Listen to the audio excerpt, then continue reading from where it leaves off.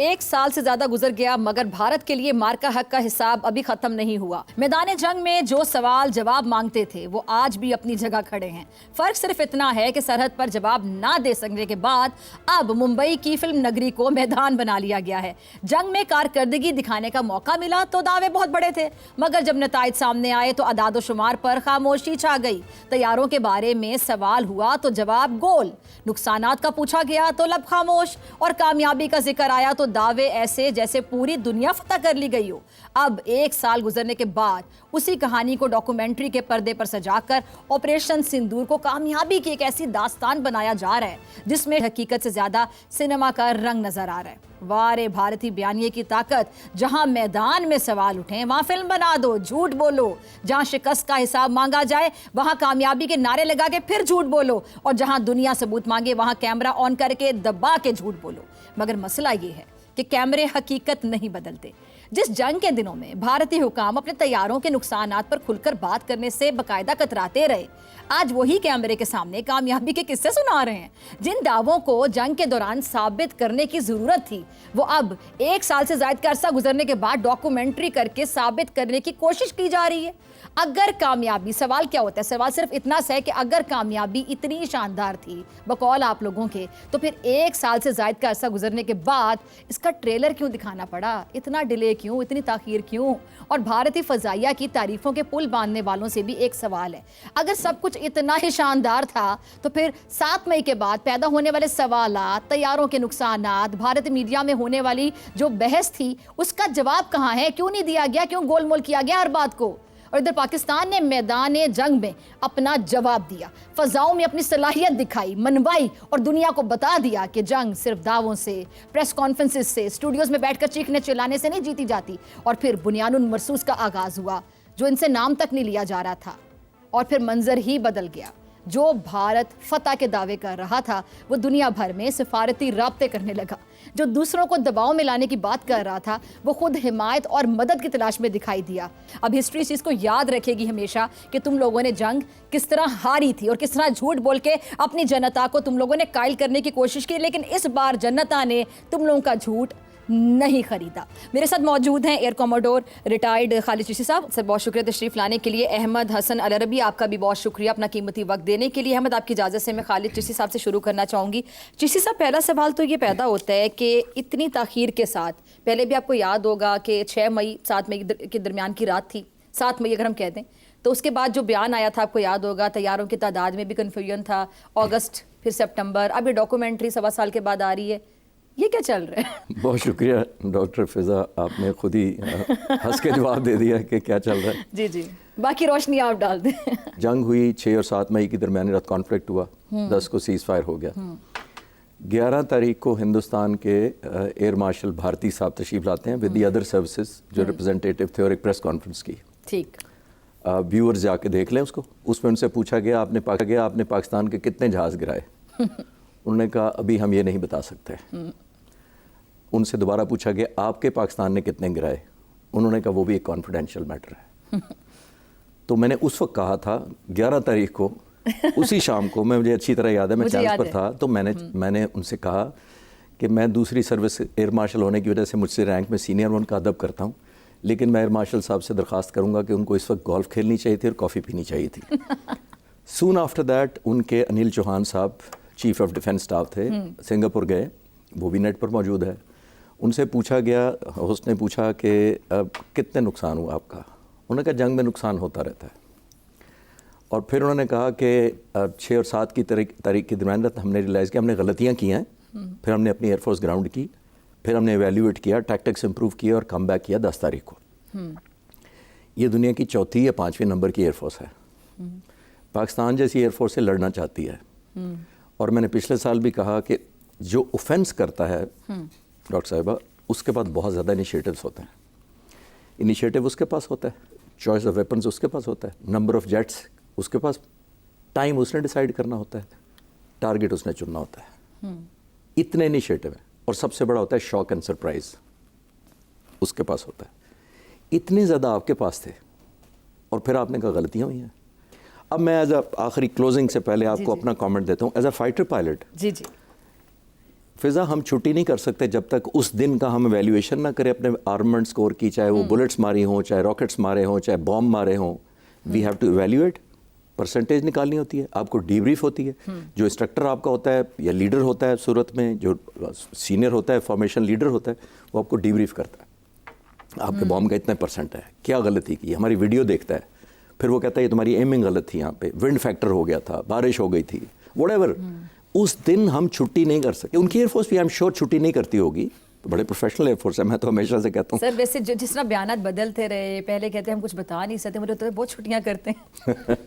نہیں, میں نے کبھی مذاق نہیں, میں تو انڈین ایئر فورس بڑی پروفیشنل کرتا ہوں, بڑی غلطیاں کی. احمد, اتنی غلطیوں کے بعد خالد صاحب چلیں تھوڑا لحاظ رکھ رہے ہو, کہہ رہے ہیں کہ میں ابھی بھی ان کو پروفیشنل کہتا ہوں, لیکن آپ کو لگتا ہے کہ اتنی غلطیاں, اتنی بری پلاننگ ان کی, یہ جو ڈاکومنٹری بنائی ہے کس کو وضاحتیں دے رہے ہیں, کس کو تسلیاں دے رہے ہیں, اپنے آپ کو تسلیاں دے رہے ہیں, اپنی جنتا کو بتا رہے ہیں, کیا بتا رہے ہیں؟ دیکھیں, بہت شکریہ. 2-3 چیزیں ہیں اس میں. فار ایگزامپل, ایک تو ایک اسٹریٹجک ڈسوننس انڈیا کے مائنڈ سیٹ کے اندر موجود ہے. somebody powerful within the Indian power corridors, اس کو یہ لگتا ہے اور وہ یہ پروپوگیٹ کرتا ہے اندر کہ شاید مارکہ حق اور بنیان المرصوص یہ ایک بیانیہ ہے اور اس کو آپ بیانیے کے تھرو ختم کر سکتے ہیں. لیکن بنیان المرصوص مارکہ حق ایک جیو پولیٹیکل ریالٹی بن چکا ہے جس نے باقاعدہ طور پہ ٹینجبل جیو پولیٹیکل چینجز اس دنیا کے اسٹرکچر میں لے کے آیا. مارکہ حق کے بعد پاکستان کی کریڈیبلٹی, پاکستان کی جس طریقے سے ہارڈ پاور پروجیکشن ہوئی ہے, اس کے ثمر آپ نے دیکھے ہیں کہ Pakistan has emerged as a net stabilizer اور نیٹ پاکستان سیکورٹی پرووائڈر کے طور پہ مڈل ایسٹرن ارینا میں بھی ہے. سو دیز آر اور باقاعدہ طور کے اوپر آپ چائنا کی بات کریں, یو ایس کی بات کریں, آپ ملٹیپل آف دا ورلڈ کی بات کریں, اس کا پاکستان کو دیکھنے کے نظریے میں باقاعدہ تبدیلی آئی. نیریٹو کی ڈومین کے اندر 2-4 باتیں ادھر سے 2-4 باتیں ادھر سے کر کے ختم نہیں کر سکتے. ایک تو یہ مین پرابلم ہے انڈین مائنڈ سیٹ کا. دوسری بات یہ کہ جتنا اس جنگ کو پوری دنیا نے جس طریقے سے کور کیا ہے, جو کلیکٹیو کانشسنس کے اندر چیزیں گئی ہیں, اس کو بھی آپ ریموو نہیں کر سکتے. مثال کے طور پہ اس ڈاکیومنٹری میں انہوں نے کہا کہ جی سیز فائر پاکستان نے کی اور یہ بیانیہ کریٹ کرنے کی کوشش کی گئی کہ پاکستان نے کہا. حقیقت یہ ہے کہ 10 مئی کو جب پاکستان نے ہم نے اپنا رسپانس دے دیا, 26 لوکیشنز کو ہم نے ہٹ کر لیا, 9:30 صبح 9:30 بجے کے وقت انہوں نے ایک ٹرائی سروسز کی پریس کانفرنس جو ہے اس کو پلان کیا. اور وہ پریس کانفرنس جب شروع ہوئی تو وہ صوفیہ قریشی نامی ان کی کرنل صوفیہ قریشی آئیں اور انہوں نے باقاعدہ طور پہ آ کے کنسیڈ کیا کہ ہم نے 26 لوکیشنز کے اوپر پاکستان نے ہمیں ہٹ کیا ہے اور ہم فردر ریٹیلیشن نہیں چاہتے, لیکن پاکستان کا ایک پوسچر بہت زیادہ ایگریسو ہے. ہم فردر ہم کچھ نہیں کرنا چاہتے, ہم جواب نہیں دینا چاہتے, ہم چاہتے ہیں کہ پاکستان بھی یہی کرے.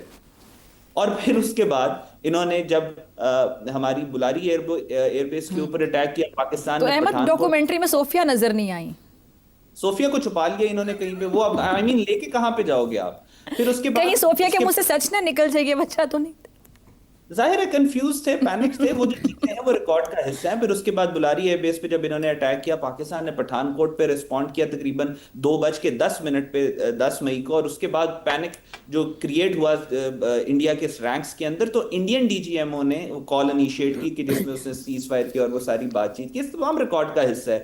یہ بھی ریکارڈ کا حصہ ہے جب نریندر مودی نے یہ کہا کہ پاکستان نے تو ہم پر ہی حملہ کرنا شروع کر دیا. That's also part of the record. So اب بات یہ ہے کہ آپ ان ساری چیزوں کو واش اوے نہیں کر سکتے, چاہے آپ 50 سال کے بعد بھی کرو گے تو اللہ کے فضل سے ہمیں یہ تاریخیں اور ڈیٹس اسی طریقے سے ٹائم یاد ہوگا. سو اس کو آپ ریموو نہیں کر سکتے. اور تیسرا ایک اینگل اس میں یہ ہے کہ جتنے بھی لوگ آپ کو اس ڈاکیومنٹری میں نظر آ رہے ہیں, اجت کمار ڈوبل ہو گیا, ان کے آرمی چیف ہو گئے, ایئر چیف ہو گئے, جتنے نظر آ رہے ہیں, ان تمام کے اوپر شدید کرٹیسزم ہے with in B J P and with in India کہ ان کو ریموو کیا جائے پوزیشن سے.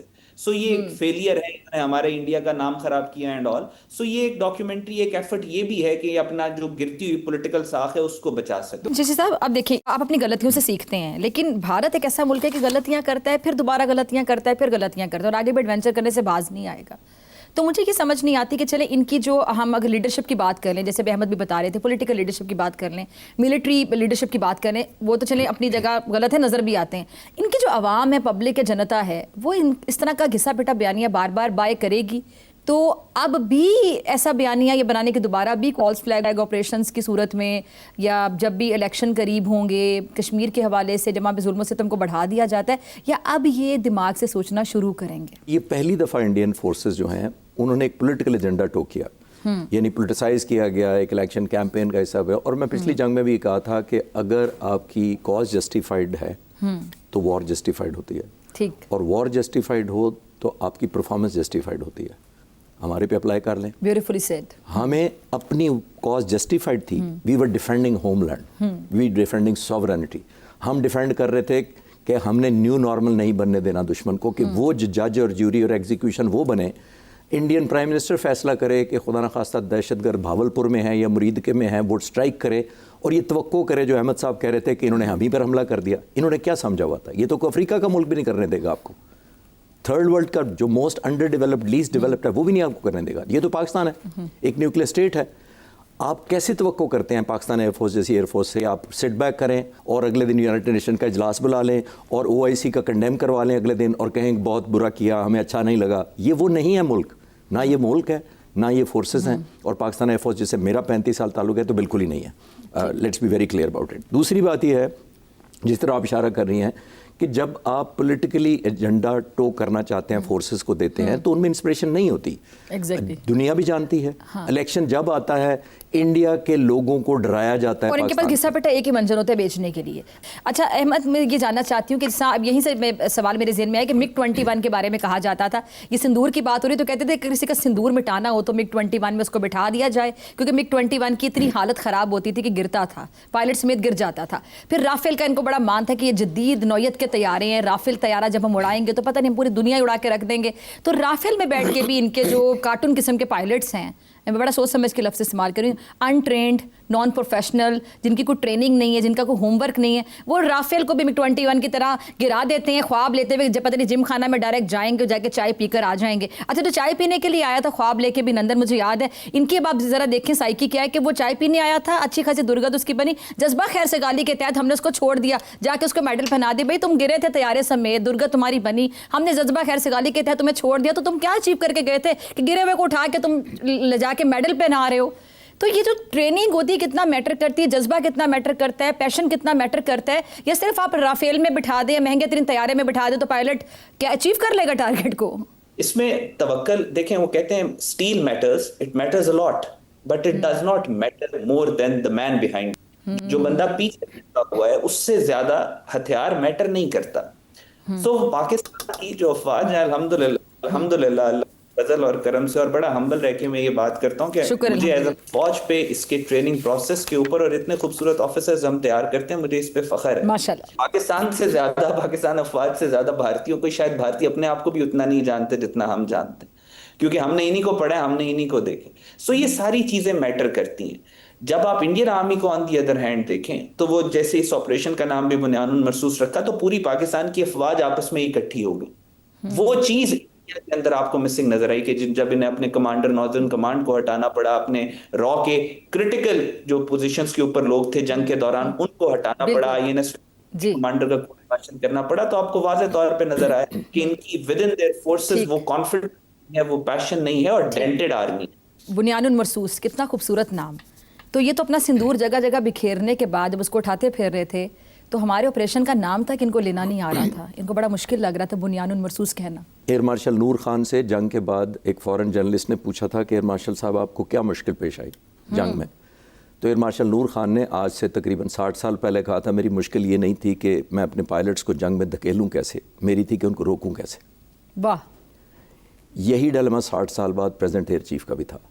میں بعد میں آپریشنز روم میں گیا، ان پائلٹ سے بھی ملا اور مجھے بتاتے تھے کہ وہ پائلٹ لٹلی اسکواڈرن میں چھٹی نہ کرنے کی وجہ سے چھپ جاتے تھے کہ بیک اپ نہ ہو اور مجھے گھر نہ بھیجا جائے کہ آ کے ریسٹ کرو، یعنی آپ کے ڈیوٹی آرز مکمل ہو گئے ہیں، دوسرے پائلٹ آ گئے ہیں. اس امید پہ پائلٹس بھی، انجینئرز بھی، ٹیکنیشین بھی چھٹی نہیں کرتے تھے. اور پرٹیکولرلی پائلٹس کہتے تھے کہ ہمیں زبردستی گاڑی میں بٹھا کے گھر بھیجا جاتا تھا کہ سو جاؤ، اگلی شفٹ اب آ گئی ہے، پھر دوبارہ آنا. اور ہم چھپ جاتے تھے اسکواڈرن میں کہ شاید کوئی پریشر بلڈ ہو، آپریشنز کی ضرورت آ جائے تو میری بھی باری دوبارہ آ جائے. یہ جذبہ چاہیے، یہ ٹرانسفارمیشن چاہیے. ٹھیک ہے جی. احمد آپ کا لاسٹ کامنٹ 30 سیکنڈز. یہ قوم طوفانوں سے لڑنے والی ہے اور وہی آپ بنیان المرصوص میں بھی نظر آیا, وہی مارکہ حق میں بھی نظر آیا, اور اگر یہ دوبارہ کچھ پلان کر رہے ہیں تو اس میں بھی آپ کو اس کا ایک ایمپلیفائڈ اور ملٹی پلائڈ ورژن نظر آئے گا. ٹھیک ہے جی. احمد حسن العربی اور خالد چشتی صاحب, آپ دونوں کے وقت کا بہت شکریہ. اور ناظرین, اسی کے ساتھ اجازت, آپ سب سے ملاقات ہوگی انشاءاللہ اگلے ہفتے, سیم ٹائم سیم چینل. اگر زندگی نے وفا کی, دعاؤں میں یاد رکھیے گا.